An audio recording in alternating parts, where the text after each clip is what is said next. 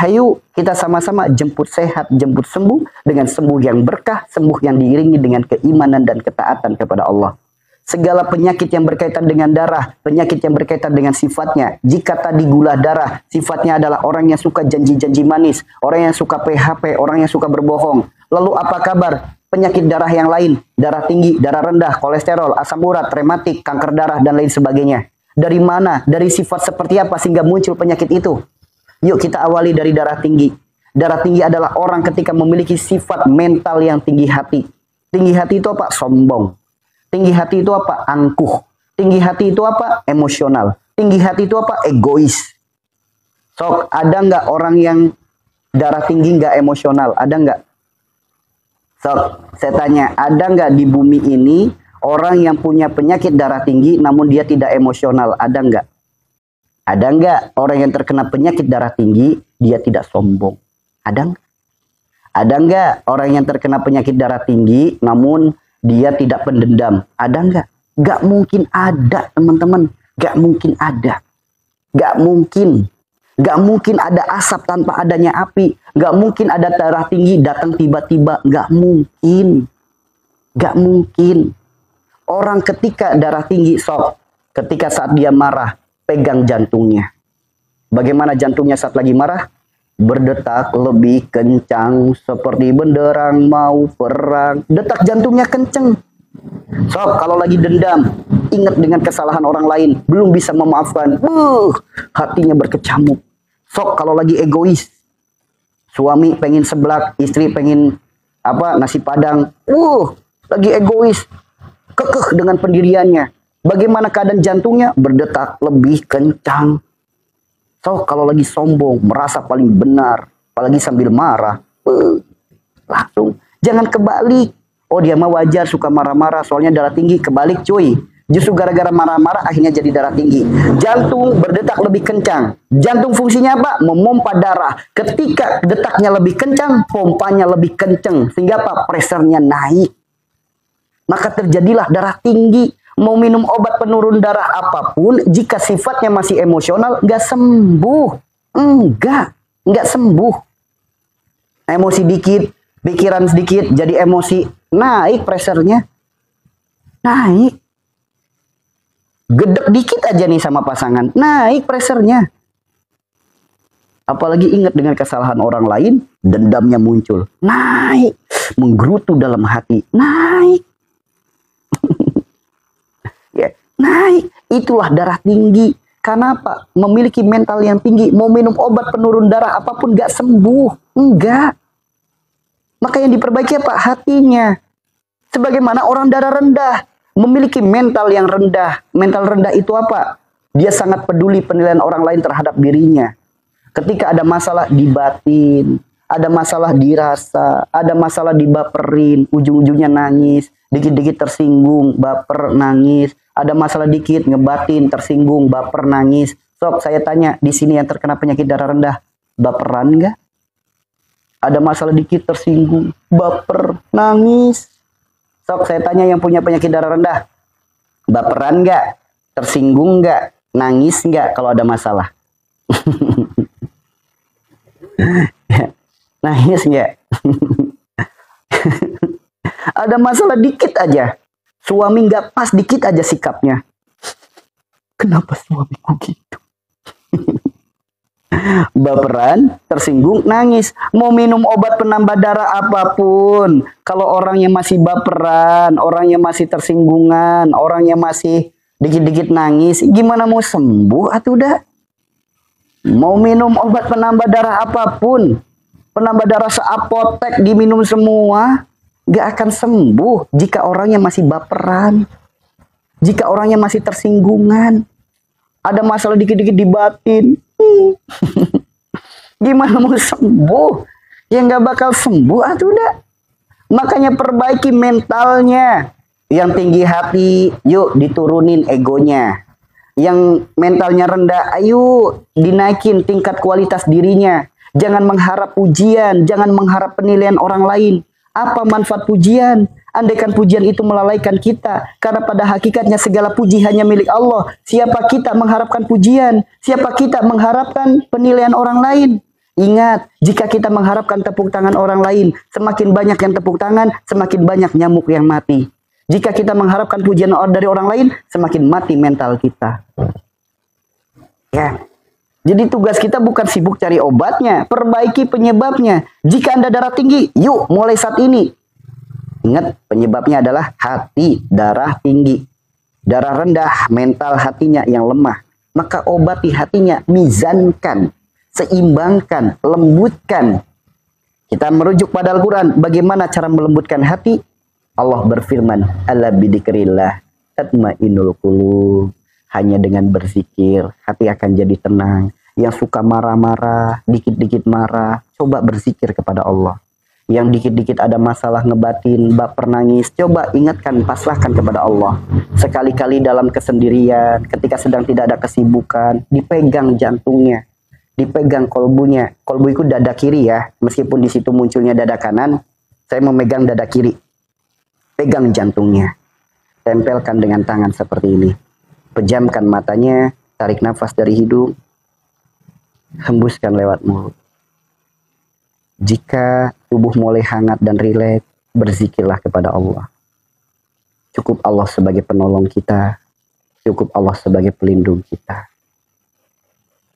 Hasbunallah wa ni'mal wakil, ni'mal maula wa ni'man nasir.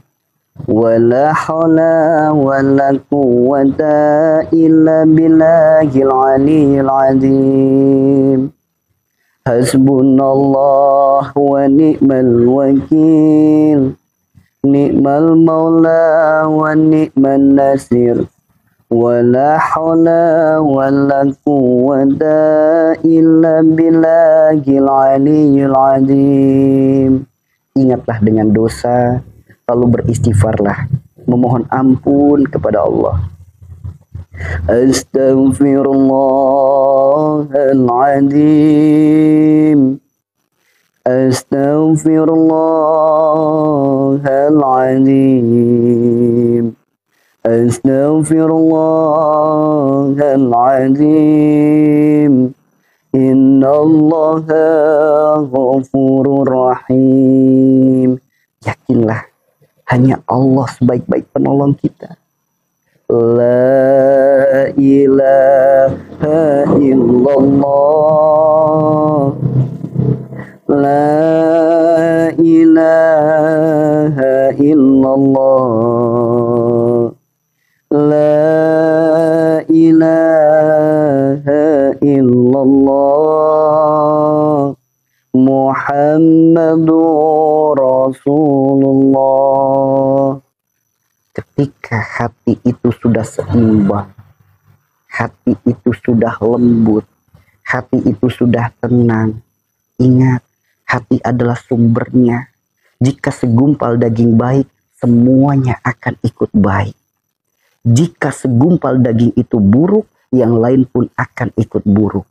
Jika hati kita dalam keadaan baik, maka pressure jantung pun akan normal. Mental pun akan sehat. Rasulullah udah ngingetin, jika segumpal daging baik semuanya ikut baik. Jika segumpal daging buruk yang lain ikut buruk. Makanya ayo fokus, tatalah hati kita. Allah akan tata kehidupan kita. Ala bidikrillah tatmainul qulub. Tuh teman-teman. Ya. Tuh, kedepankan ini. Sok, teman-teman lagi kayak gini. Yuk ikuti yuk bersama-sama yuk. Ikuti bersama-sama. Yakinlah saudaraku. Hanya Allah sebaik-baik penolong kita. Hanya Allah sebaik-baik pelindung kita. Gak ada daya dan upaya tanpa pertolongannya. Yakinlah manusia punya kendala. Allah punya kendali. Jika Allah sudah ikut andil, maka tidak ada yang mustahil. Maka ayo lawanlah kemustahilan dengan kita bertawakal kepada Allah. Maksimalkan doa, maksimalkan ikhtiar. Perkara hasil, tawakallah kepada Allah. Maka ayo dalam dalam keadaan sendiri, dalam keadaan tidak sibuk, dalam keadaan santai, yuk pegang kolbunya, pegang dadanya, pejamkan matanya, tarik nafas berlahan dari hidung, hembuskan lewat mulut, dalam hati sebut Allah, tarik nafas dari hidung, Dalam hati sebut Allah. Mohonkan dalam hati, ya Allah, Engkaulah sebaik-baik penolong hamba. Engkaulah sebaik-baik pelindung hamba. Hamba lemah, ya Allah. Tanpa pertolongan-Mu hamba tidak bisa apa-apa, ya Allah. Tidak ada daya, melainkan semua adalah kekuatan-Mu, ya Allah. Hasbunallah wa ni'mal wakil. Ni'mal maula wa ni'man nasir. Wala hawla wala quwwata illa billahil aliyyil azim. Hasbunallah wa ni'mal wakil. Ni'mal maula wa ni'man nasir. Wala hawla wala quwwata illa billahil aliyyil azim. Hasbunallah wa ni'mal wakil. Ni'mal maula wa ni'man nasir. Wala hawla wala quwwata illa billahil aliyyil azim. Ya Allah, kami sadar ya Allah, ini semua dikarenakan karena dosa-dosa hamba ya Allah. Sakit hamba karena dosa hamba. Masalah hidup hamba karena dosa hamba. Sulitnya hidup karena dosa hamba. Hamba mohon ampunan-Mu ya Allah. Hamba mohon ampunan-Mu ya Allah.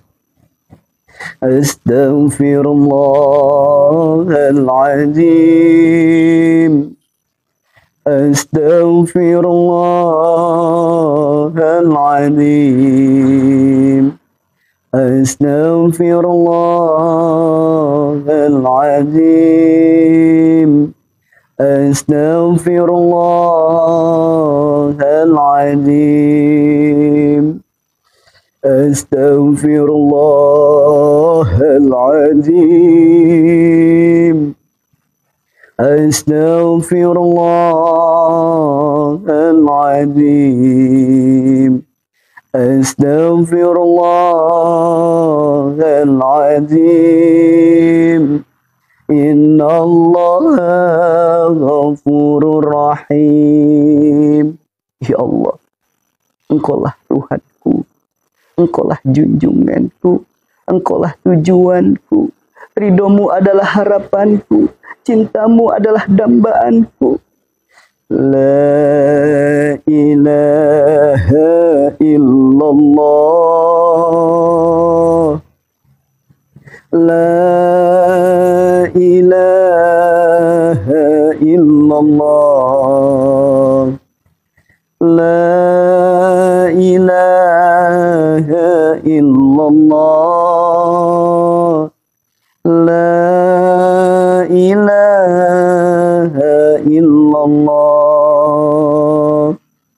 La ilaha illallah.